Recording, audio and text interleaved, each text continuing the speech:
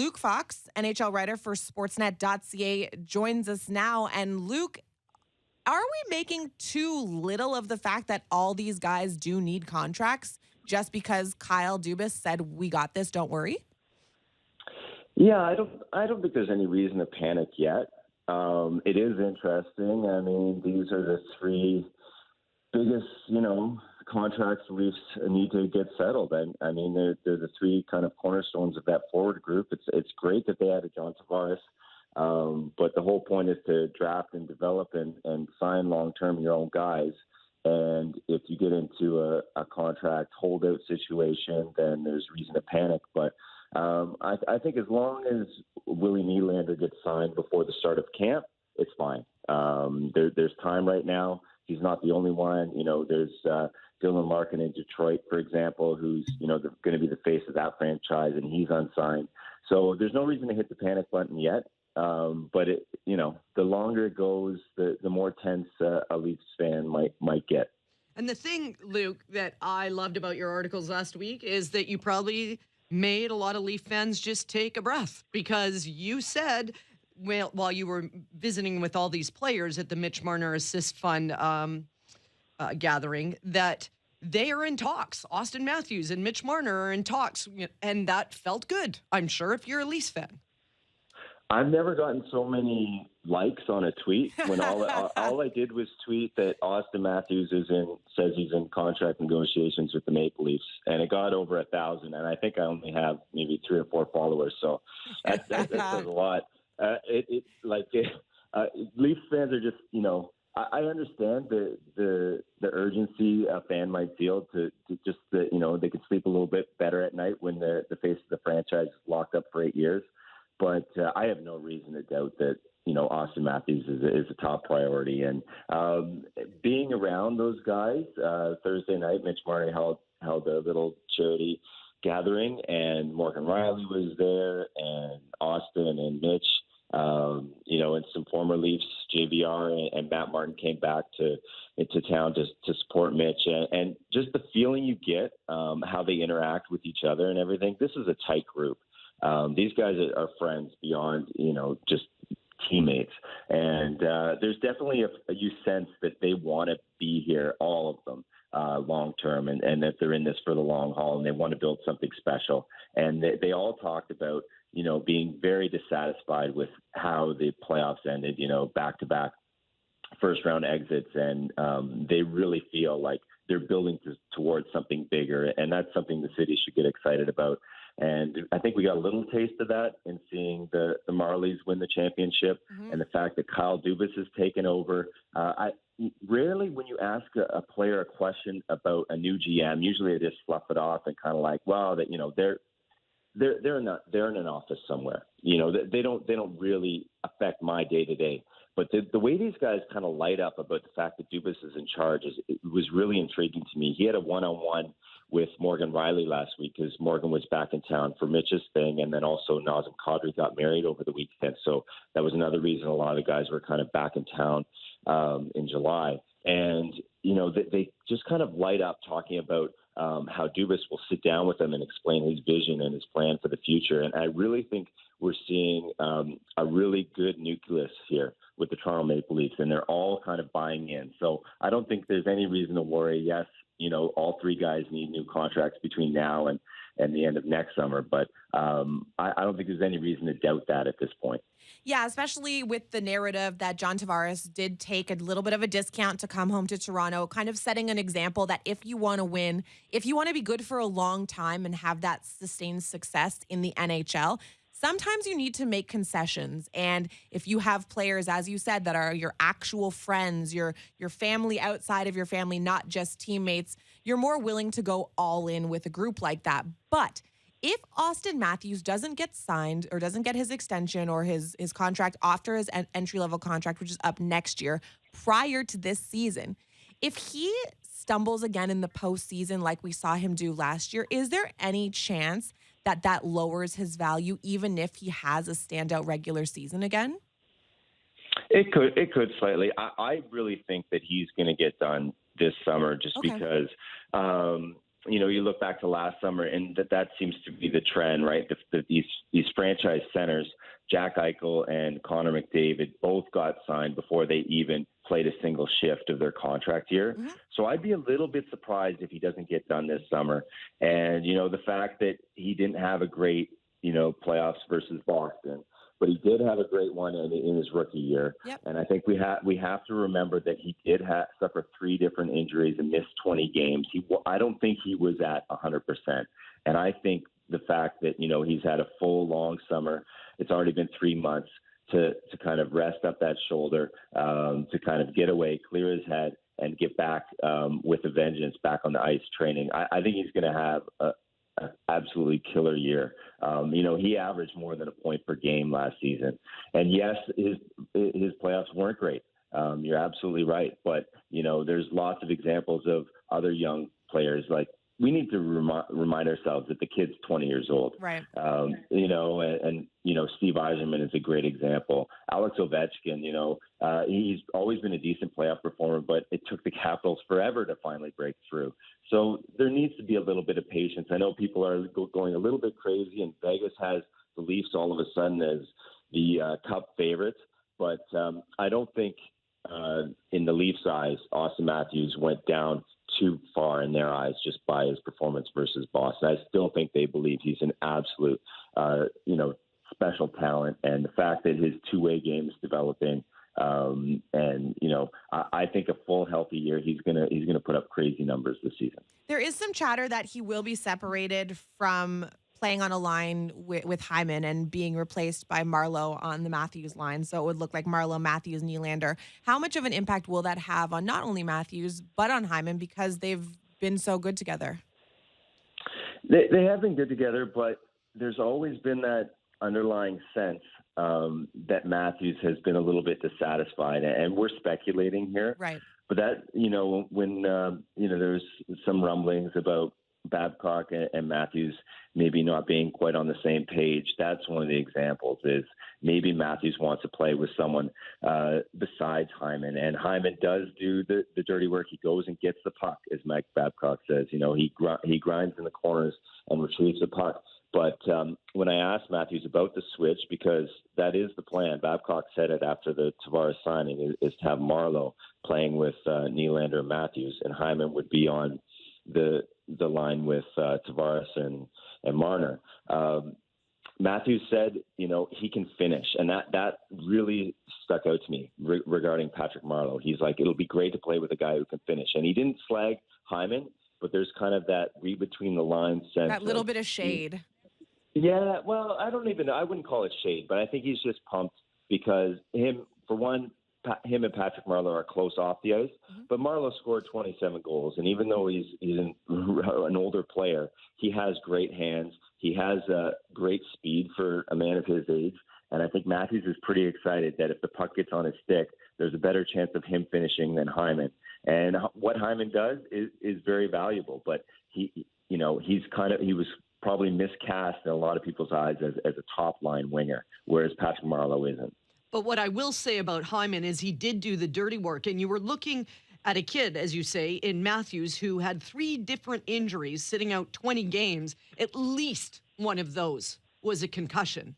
And that has to give you some pause for concern that these are mounting already, and Hyman was doing a lot of the dirty work.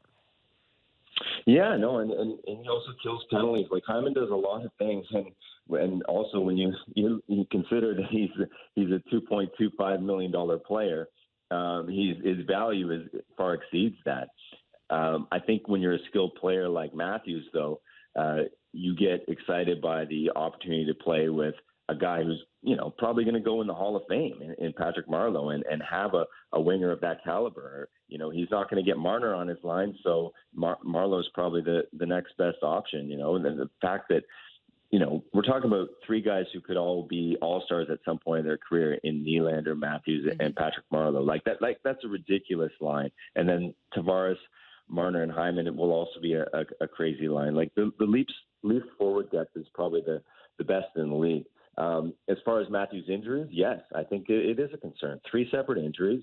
One we think is a back, We know he had a back injury when he was playing over in the Swiss League. The other, it was definitely a concussion, and the other one's a shoulder. And all three of those things are kind of things that could pop up again.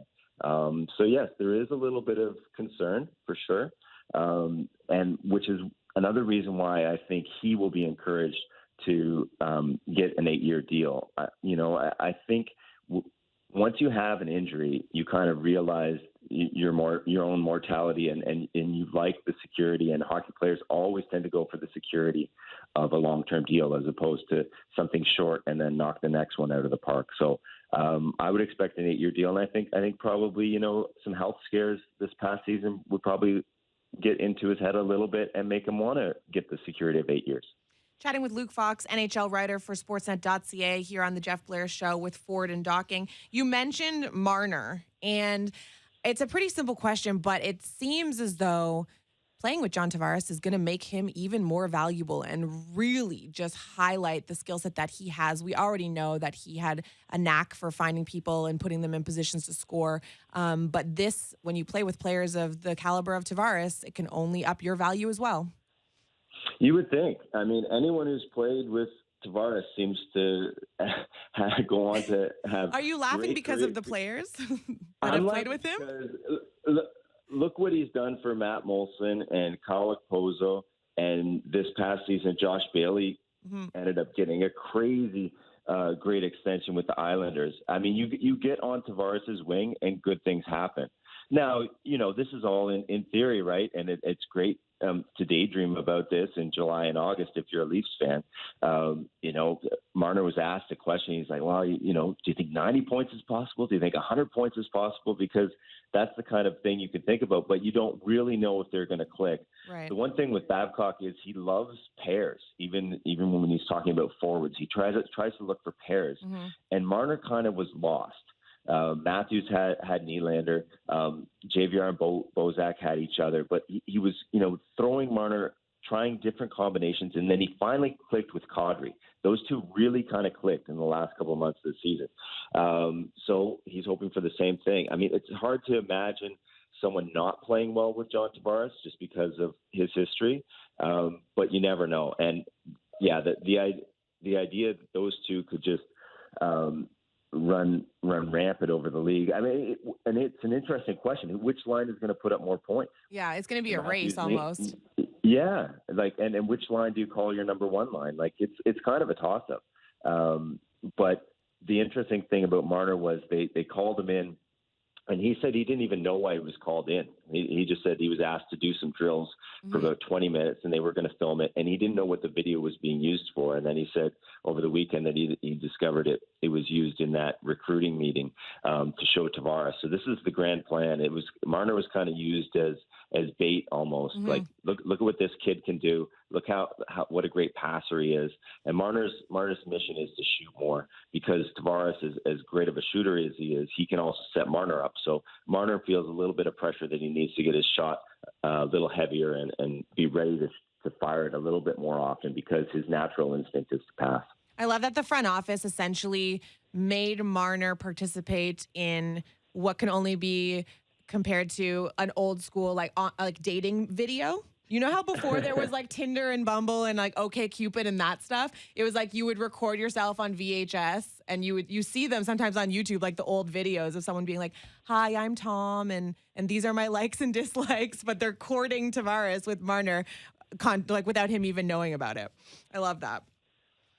Yeah, no, it's great. And that seems to be the way the league is trending. I talked to JVR, and he said the first person that reached out to him during the courting period was Claude Giroux. It's like the management kind of knows, yes, we're going to write a dollar figure on a piece of paper and lay out our plan very seriously. But to engage the players on their team, like Logan Couture also made a pitch to John Tavares from the Sharks. It's become get the players involved as well. But yeah, to create a little sizzle reel with Marner doing, I haven't seen it, but I would imagine there's some out there like him stick handling and doing tricks and just his edges and all this. And it's kind of like, look what you could play with. So yeah, it's kind of interesting the way things are trending and the fact that they're getting the players involved in these pitches. Speaking of trending, apparently there's facial hair and neck hair trending in the Leafland now that Lou Lamoriello is gone. He hated facial hair, hated long hair, hated goatees. He was like the god of getting that off every child. And now there's some things happening. Tell me how funny it is to see all these kids growing their hair. As much as they can, Sherry. Yeah, Let's that's preface true. it. Yeah, prepubescent kids. Yeah. Auston had a bit of a beard going. I mean, it was kind of a little more on the neck than the cheeks, but he seemed to enjoy it. But you know what? He didn't know if what the rule was going to be, if Dubas was going to install Lou's rule and make him shave on the first day of training camp. But it is kind of a transitional period, and I would kind of be surprised if Kyle keeps that rule in place. I mean, that one's pretty specific to Lou, and the fact that Austin's letting his beard grow, and there's photos of William Nylander with quite a nice full beard over in Sweden this summer. The fact that these kids want to do that, I would tend to think that Kyle eased off on that, but we'll see. Matthew said he wasn't sure if the rule was completely lifted, but he's like, hey, it's summer. I want to relax. I want to kind of do me for a while. So it's good to see them kind of out of their element too. They seem a little more at ease with the media when it's not a daily grind and you can kind of talk about other things. He made a specific point of going to Mexico this summer, kicking back on the beach and kind of getting away from it all. And I think that's so important for these hockey players because it becomes 24/7. Everyone's asking you about the game. Mm-hmm. You put so much pressure on yourself about every single game, every practice, and you're just in this grind of traveling from city to city. So I think, having this time to do whatever you want, get a tattoo, grow a beard, whatever, go to Mexico. It's really important for these guys to get a break from the all-consuming game. Well, it's basically the adult version of saying, don't put your kid in one sport all season long, right? Like they need a break. So you play hockey in the winter, you play baseball in the summer, maybe you throw a little basketball in the new year. And so when these hockey players are so just connected with the game and there's game film and there's media and there's traveling, to have that break and to kind of decompress, again, can only be good. Yeah, and I'm a firm believer of that. Like with my own kid, I have him in every kind of sport imaginable. I really think that's important.